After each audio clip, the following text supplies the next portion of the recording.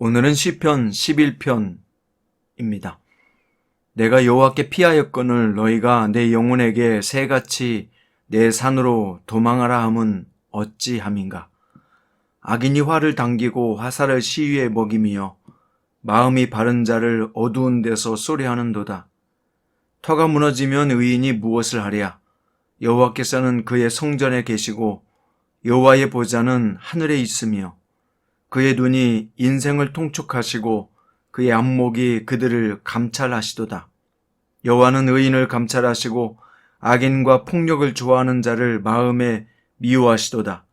악인에게 그물을 던지시리니 불과 유황과 태우는 바람이 그들의 잔에 소득이 되리로다. 여호와는 의로우사 의로운 일을 좋아하시나니 정직한 자는 그의 얼굴을 배우리로다. 아멘. 오늘 말씀의 제목은 피하는 자, 도망하는 자입니다. 누군가 나를 향해 쏜 화살이 날아올 때 어디로 피하느냐에 따라 운명이 달라집니다. 오늘 시인은 죽을 힘을 다해 하나님께 피했는데 사람들은 왜 산으로 도망하지 않고 그리했느냐고 조언했습니다. 지금 시인은 악인들에게 생명의 위협을 당하고 있었습니다. 그들은 활 시위를 당겨 쏘려고 정조준했습니다. 이때 시인이 하나님께 피했다는 말은 자신을 죽이려는 자가 추격할 때 하나님께 도움을 구했다는 표현입니다. 그런데 산으로 도망하라고 말한 이유는 산에는 우상의 산당이 있는 곳이기 때문이었습니다. 그곳으로 도망하면 하나님을 멀리하고 우상을 의지하게 되어 있습니다. 우상은 하나님보다 현실에서 훨씬 더 안전한 피난처로 보이게 하는 것들입니다. 우리 주변에도 산과 같은 요소들이 많습니다. 예를 들어 큰 문제가 터졌을 때 기도하는 것보다 돈이 많은 사람을 찾아가는 것과 같은 것이죠. 사람들은 하나님께 피하는 것은 전혀 현실에 도움이 되지 않으며 그저 종교 생활의 위안일 뿐이라고 말합니다. 그래서 하나님을 믿으면 돈이 나오냐, 떡이 나오냐 이렇게 말하는 것입니다.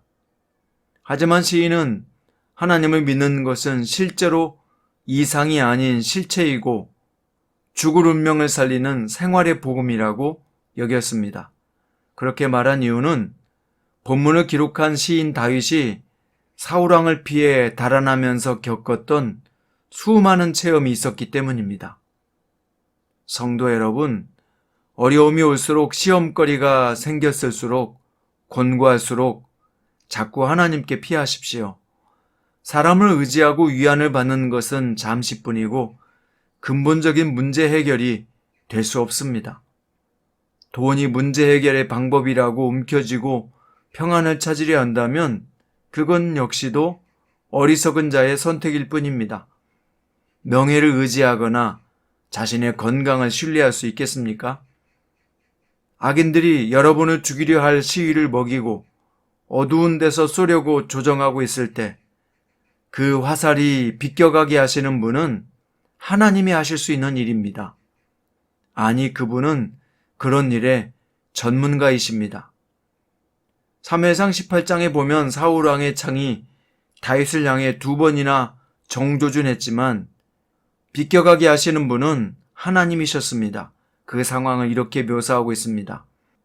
사울의 손에 창이 있는지라 그가 스스로 이르기를 내가 다윗을 벽에 박으리라 하고 사울이 그 창을 던졌으나 다윗이 그 앞에서 2번 피하였더라. 여호와께서 사울을 떠나 다윗과 함께 계심으로 사울이 그를 두려워한지라. 여러분, 하나님을 믿는다고 하면서도 산으로 피하려는 사람들이 많습니다.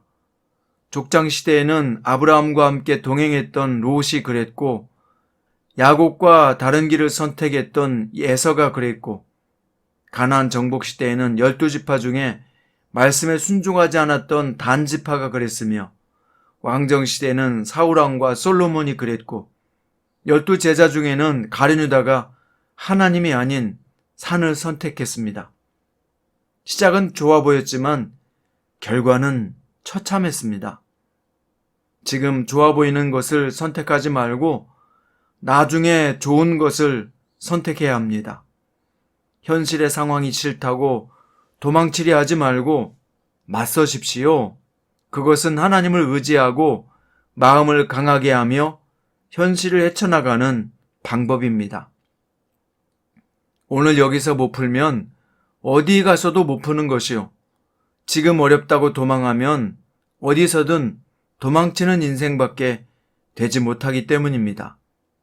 오늘 시인처럼 산으로 도망치는 인생이 아니라 하나님께 피하는 쪽을 선택합시다.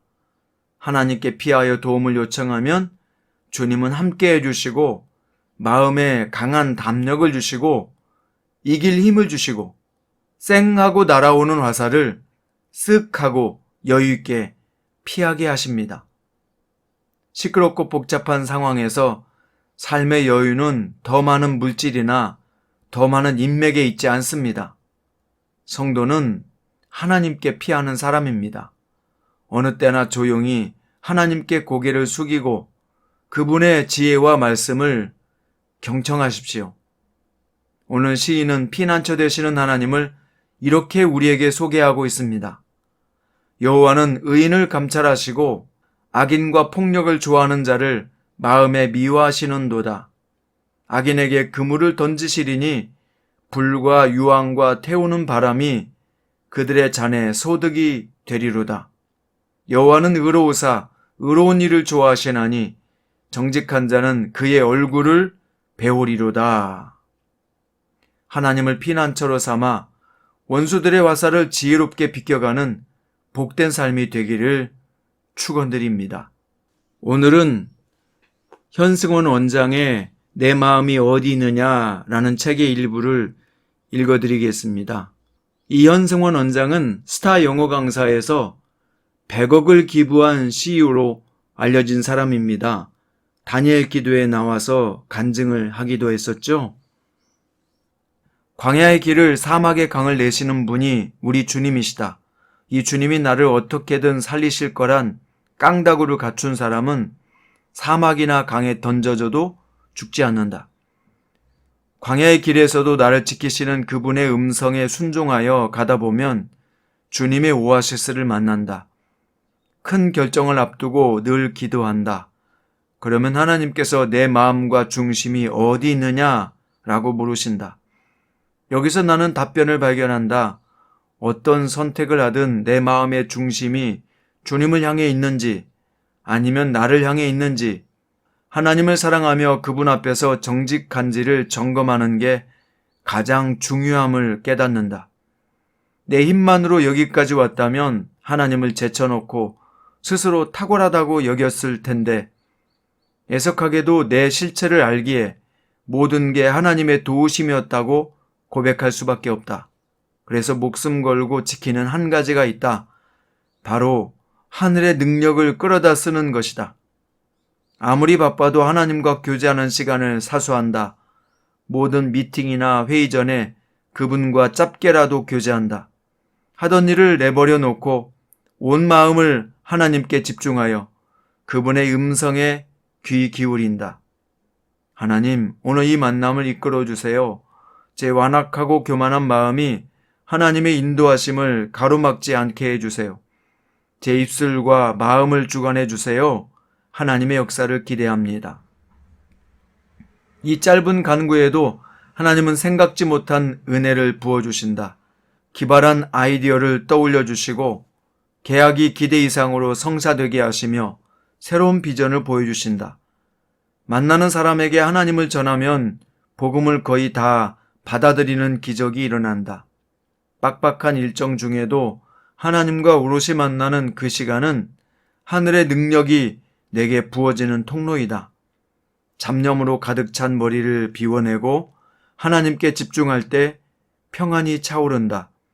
나를 괴롭히던 욕심과 교만이 밀려나가고 하늘의 지혜와 그분의 선하신 뜻이 채워진다.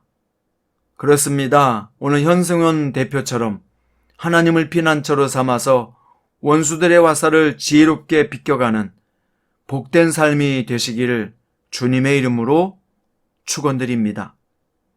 기도드립니다. 주님, 우리가 주님께 피하겠습니다. 어떤 상황에서도 이 상황을 허락하신 것은 하나님이시니 현실을 피하기보다 주님을 의지하여 맞설 수 있는 자 되게 하옵소서.